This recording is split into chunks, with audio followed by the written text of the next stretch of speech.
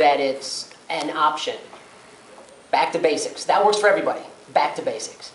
One of the easiest ways to do that in the SCA is to have whoever's on the plateau start teaching someone with less skill. If you're having a problem doing whatever you're just not getting there, you're banging your head and banging your head against it, step back, slow down, teach someone else something else. As a teacher, one of the things to keep in mind is the relative skill levels of all the people that are there. And have people teach other people. It also is easier for you. I admit that. It's convenient. I do it all the time. And at first watch, make sure that the people who are doing the teaching know what they're doing. But if it's basics and they're an intermediate fencer, they should be able to handle that. And then once they do that for a while, they'll calm down, and then they'll get, most of the time, they'll get back onto that track, increasing, figuring out what their next goal should be. And that is the next key step. What is the next goal? Like I said, there's no right way of doing SCA fencing. So how do you figure out what your next goal is?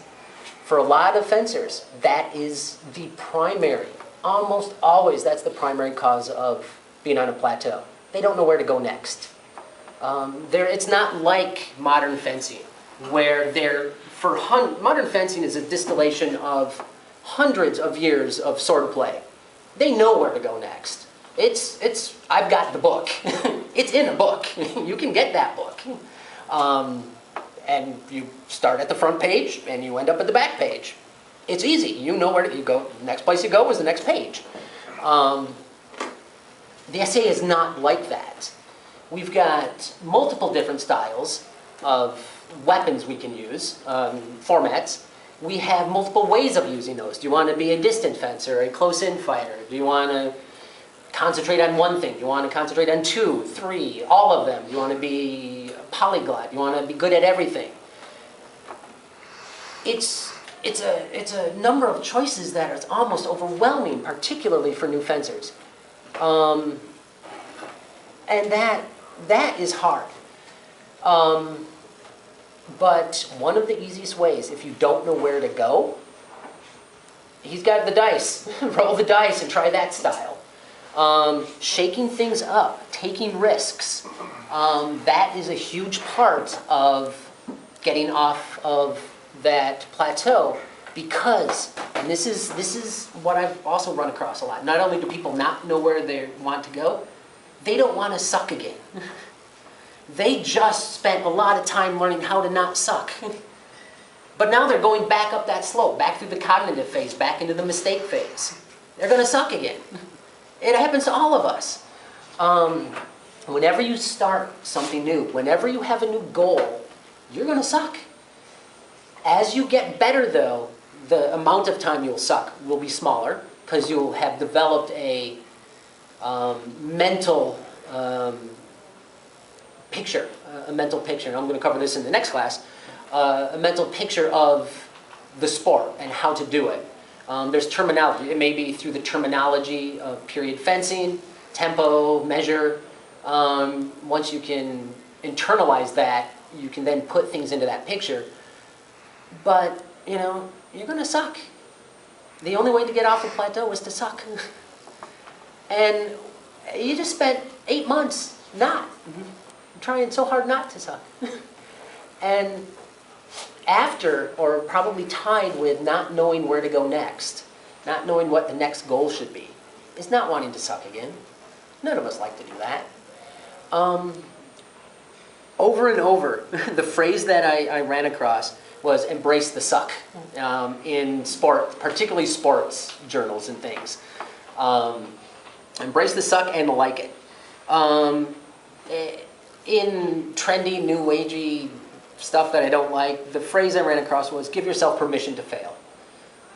It makes sense. I don't like that phrase, but it's true. You have to set a new goal. Unless you set a goal, you're going to stay on that plateau. There's no way off unless you set a new goal. You a goal may simply be, I want to be better at the skills I already possess. It may not be adding new skills. And for a lot of people, that's what the idea of a plateau most concerns, increasing the current skills. You're still going to suck at it because you've already mastered them to this point, to the point you're at. To go ahead, it's going to take mistakes. You're gonna make fewer mistakes, but you're going to have to. So those two things are the biggest problems I've run across in the SCA because they run directly against the idea that is central to the SCA of play, of unstructured fun. The SCA is supposed to be fun for us. So sucking isn't fun. If you don't know where to go, that's just frustrating. So as a teacher, the ways to help people in these situations, if you haven't described fencing in a context, put all the different moves in a context, once everyone starts out not knowing what to do. Then they start whatever the basic skills they're taught. In Cinnabar, it's a disengage, thrust, and then basic footwork, and that's about it. And then we start people on that. So the first plateau is getting those. And then they're off of those, and then they'll plateau at that. At that point, I usually start putting what they're doing into a context. And by context, I mean disengage, and then what? Okay, you've got footwork down. How does that apply to the blade? How do you connect the blade to your feet or your body? How can you do a thrust? What other ways of thrusting are there that tie in with footwork? And then we start, a lot of times people start getting to the lateral, breaking a thrust or something like that. So that is putting it into context. That's what I mean.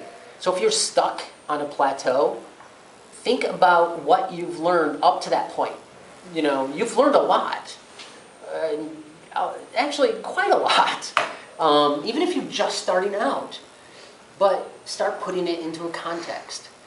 It's almost impossible, and this is for people who are there, and something that the teachers should keep in mind. It's almost impossible to build that context if you're starting out. It takes maybe a year and a half to know enough to have the context to start integrating different parts of fencing. For me, the analogy I use is swing dancing. I got all the parts of swing dancing down. I couldn't put it together into a dance. I could do individual moves, but I couldn't get it. And that was a plateau I was on for the longest time, and then I quit going. So I never did get off that. But it's that kind of thing. If martial arts, that's what different kata are for. Not only building muscle memory, but you're putting one move connected to another move, a defense and then an attack, and then you can see how they build, and then you can start figuring out how in free form you would go from one to the other. In SA fencing, for people who are interested in period fencing, one of the ways to get off of this is start talking about attack is always followed by being in a war. You start in a guard, you attack, you end up in another guard. It's a sequence for a lot of period styles. Once you start saying that, then they understand, okay, I need to combine my footwork and my sword and a disengage to an attack and end up in some guard. That then is putting the context. And I'm spending some time on this because that's a very important one, and one that will come up over and over and over again, particularly for the new fencers. Then once you have context down, you have all the other problems that I've talked about. The easiest, there are some things to avoid if you want to get off the plateau. And before I say that, realize that you're maybe not on a plateau, especially if you don't get out of your group much. Because if everybody in the group is practicing, you're mostly all getting better at the same rate. So what you think, it's like, I'm not killing this guy anymore. I just stopped. I'm exactly where I was. That's because he's getting better at the same rate you're getting better. That's not a plateau. It's hard. I should have mentioned this earlier, but sometimes it's hard to distance yourself from those around you, because practice is what we do most, and practice with the same people is what we do most. So realize that groups can plateau together, and I've seen this in Cinnabar. We do plateau together. We all get better at the same time, and then we all actually get on a plateau. It's not that we're getting better in relationship to each other. We just plateau at the same time. And that's particularly frustrating. But there are some of the things you really need to avoid, and then there are some things to seek out to get off the plateau. And it doesn't matter which type of plateau you're on. This is a game that's fun. We have friends in this game. One would hope almost everybody is our friend, or at least the majority of people we hang out with. We don't want to say mean things to our friends. Sometimes you got to say mean things to someone to get them off that plateau. You got to kick them in the butt. You have to learn to avoid the people who are going to be nice to you. I mean, in this context, people are nice to you. Yeah, I like them. I like people nice to me. When I'm trying to get better, I want people to tell me how I suck. So avoid the people who are just going to tell you, oh yeah, you look really good out there. Particularly if they're not fencers. I have a bunch of non-fencer friends who constantly tell me how great I am. Like, okay, thanks. I learned this one years ago. It's like, I was at first, oh yeah, okay. And then I was, they're not fencers, how do they know? What are they talking about? Develop a source of critique, of comments. This can be your own marshal. This can be people outside of your group. This can be, I'm willing to teach anybody. Most bronze rings are, most group marshals are. So seek out people who are willing to tell you the truth, even if it's a truth you don't want to hear. Because what they're going to say is, you got to get back on there and start sucking again, or some variation of that. The other thing to do is, when you're on that plateau, you're really, remember? It sounds like Charlie Brown adults. When you're on a plateau, you're very focused on how you're wrong right then. You're not failing. You're very myopic. You're not looking into the future. You're not looking into the past. It's right then. And this is something that I experienced. This is something that I've seen. And then it turns out this is something I read about. Thinking long term is a hard thing to do. You think, you have to think short term to get off the plateau, but think long term about what your long term goals are. Having long term goals makes it easier to avoid plateauing. Because if your simple goal is to get good at a, pace, a slope step with a rising shot or whatever you're doing, if that is your goal, then once you achieve that, you're done and you get plateaued and you get frustrated. You have to set another goal. Setting long-term goals while maintaining that ability to look short-term. Does that make sense? Okay. That was the part that I wasn't sure in my head made sense to anybody, because I understood it completely, and most things I understand completely, I don't express completely. So, the second corollary to that is when you're thinking long-term, you can step back and look at what you're doing a little bit better. Again, that's context-based. Again, that's much easier once you've done this a while. So if you're having a problem, or if you know someone who's having a problem, stepping back, help them out.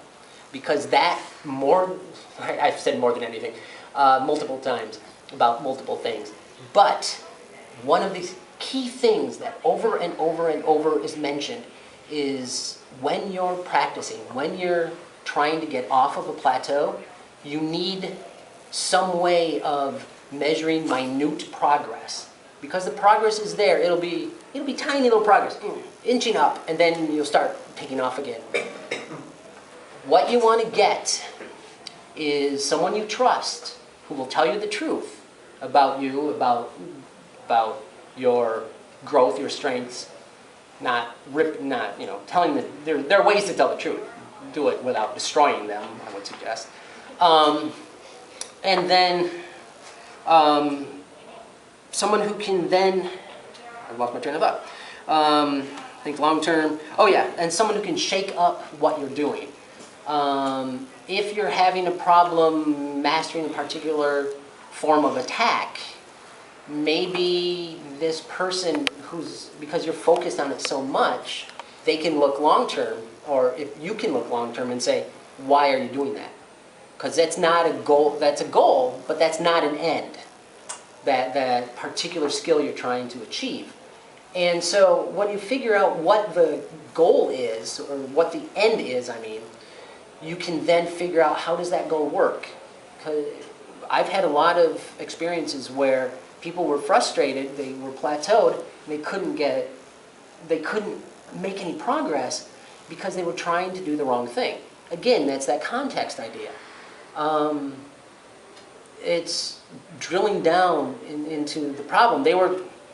The example that I had was, hold on, I had a problem. This was pretty much a conversation that I had.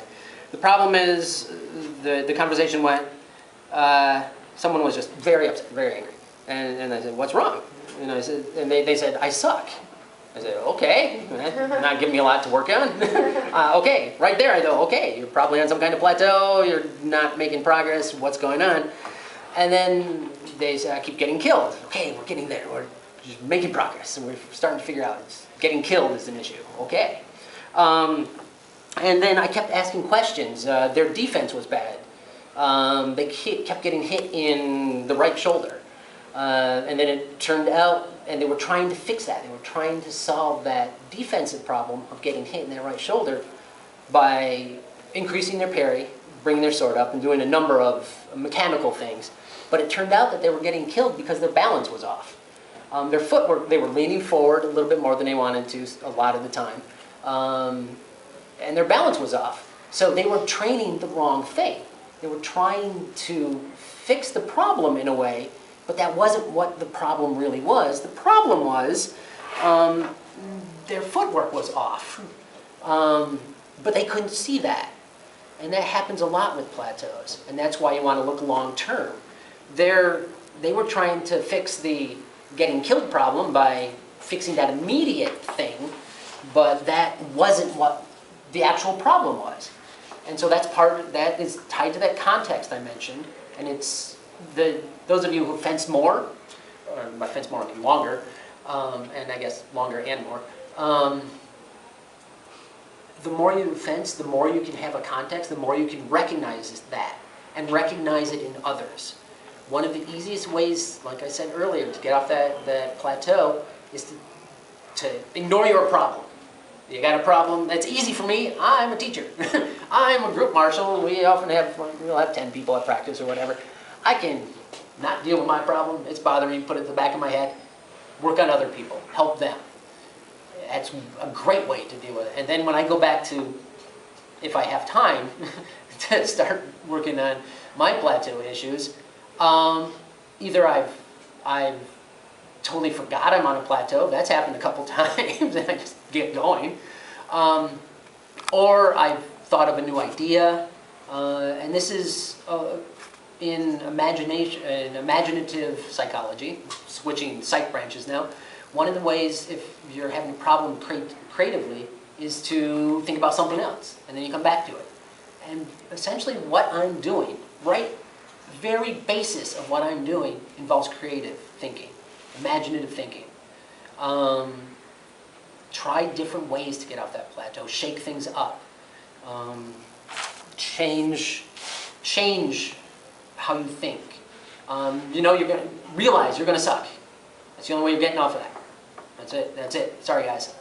It's going to happen. And then ignore it. And then help someone else. Read a book, maybe. I don't know. But the more you fight it, the more you struggle against it, the worse it's going to be. It's that, and I know this absolutely from personal experience. I mentioned stubborn earlier. I stubborned through a lot of things when it would probably be best not to. So the creativity and imagination and fun, that's what the SCA is about. If you're not having fun fencing, help someone out. I know a couple fencers up in North Shield, well, I don't think they play anymore, who, when they were having problems, they would go to dance practice. They would just do something completely different, but involve body motion. They were still moving the body. They were learning and feeling how the body moved, and they got some ideas from that, and that may work. There is no single way off of this. There's no single way off of the plateau. But every way involves a creative approach to the problem, a realization that you're going to suck. That's it. You just got to, and then learn to deal with it and enjoy it. Because when you get off that plateau, know there's another one coming. A lot of beginning fencers have a problem with that. They think it's just going to be, oh, upward, upward, upward, upward, upward, never stopping in your complete exponential skill increase or whatever. And that's one of the things I tell people sometimes, particularly if they've had no experience with sports. So there's no right way off. There's no single way off. But there are groups, there are ideas, imagination. Use your imagination. Teach others. Get back to the basics. In the last year, I've done nothing but single sword, most of the time, at practice particularly. Back to basics. Helping me deal with some issues I have with how I'm holding my shoulder and body motion and whatever. So these are ways to get off. Look for someone who can be a mentor. Look for someone who can help. We all know people. Any of us, most of us will help. Help others. So that is, how am I doing on time? Anybody got to watch? Yeah, you're right on time now. It's about 3 o'clock just about. I did it right. Oh, I didn't think I would have it right. Yes. Oh, I'm sorry, I didn't get back to you. I was going to mention some stuff here, but sorry. If you want another example of things, when I was awarded the bronze ring at Penzic, they asked, you have the instant people come up and say, well, how'd you get that? How'd that work out? How did you get to the level that you're at? And I said, well, I blew out my knee. And they said, what? Well, I blew out my knee. And so what I did is I used to be a very mobile person that could jump around and go everywhere and run people down and whatever. I had to focus on different things. I had to go back to basics, as it were, recreate my style anew, completely. You know, from blade work to movement to limitation on movement and such. And so I said, well, it's not the best way to do things to injure yourself, but it certainly teaches you the process. Yeah. It's the point that every so often go through and rip down your style. Find out what doesn't work. Yeah. Injuries force you to do that. Yeah, let's not, tear our bodies around. Correct. And You could just pretend. yeah. The idea is to not do that intentionally in the destruction portion of things, but to go through and every once and again say, you know what I'm doing right now isn't working, let's try something different. Let's toss out style as was and play with something completely different just to experiment and see what happens. Yeah. Well, knee surgery isn't that bad. I mean, you don't want to go through it if you don't have to. And I routinely lose 2 to 4 months a year because of the various illnesses I have to fencing, usually in big chunks. And once you go, I think it's like 2 weeks, you start losing muscle memory without fencing. So I constantly have to start, not where I started, but I'm constantly backsliding and having to start over with the basics. So his body can't follow. Yeah. Well, so that helps. Even if you physically can't do fencing, there's the service side where you can teach, you can marshal, you can Be involved. be involved, be part of the, command structure. Well, it's like what one of my cadets did, is he had shoulder surgery, so he was not able to use that for a couple months. He did offhand. Now his offhand and his case is amazing, because he focused on a different skill set. Yep. As a teacher, it took me a long time to figure out how I wanted to teach. And it started off where I would try and put too much on a new fencer. And then, you know, at some point, you know, it becomes a lot, you know. So as you're trying to teach, you know, 5 different parries by names, and, you know, footwork and reposts and all that jazz, and then you're drilling it, and then playing with it, it gets to be a lot. So I trimmed it down a lot, you know, to where we take it by steps. We take it and we teach some basic skills, and then we put it all together. It's like building a ladder. And then you're building a ladder to that first plateau. And what I realized is at some point, especially if the person was mainly coming to like me for practice or something like that in our area, 'cause we usually don't have a lot of people in our general area that's practicing a lot of different people. So I'd teach them up to a certain plateau where they're matching me, but they're not really killing me, but I know they're doing real good, but they got that plateau and they're like, I'm not getting anywhere. At that point, if I was a teacher, what I would do is I would literally take them to another practice. I would say, come on, we're going to Windsor, or we're going somewhere else. And we would, and then I would say, okay, look, We saw you. I'm just cutting you loose, you know what I mean? And I would Just here for the best part. I'd Just here for the like finish. I'd like set them up for the, you know, fights with the people that I knew were really good at fencing and stuff like that. And then suddenly that took them off their first plateau, because then they go, wow, I'm holding my own against him. And it just mentally got them off that plateau. Yeah. One of the best things to do is find someone not in your group that you see at practices and measure yourself by them at events, because you will often not be able to tell by measuring yourself against people at your own practices. Because you know everybody's minutiae Yep. battles and stuff like Yep. that. And I was working on, because somebody had mentioned that I was solid-footed, so I found somebody who leaped around a lot, and I started fighting them. You know, you find the people whose style, you know, is a near opposite of what yours is, and you will pick up. Yep. So there are a lot of different specifics, but you know, I can't there's no way that in an hour-long class I could cover every specific, every detail. But what Tristan said, what Lucian said, those are things to think about. It's imaginative ways to dealing with a situation. First you have to recognize it, first you have to realize how it happened, and then start dealing with it. The things I said are more of an idea about what a plateau is, and some ideas on how to get off. Because you can't take yourself off of that plateau and skill until you know how you got there. So, any other questions? I'm kind of curious about, I mean, we have a wide range of skill here. And we have some very skilled fencers. I mean, who here now feels that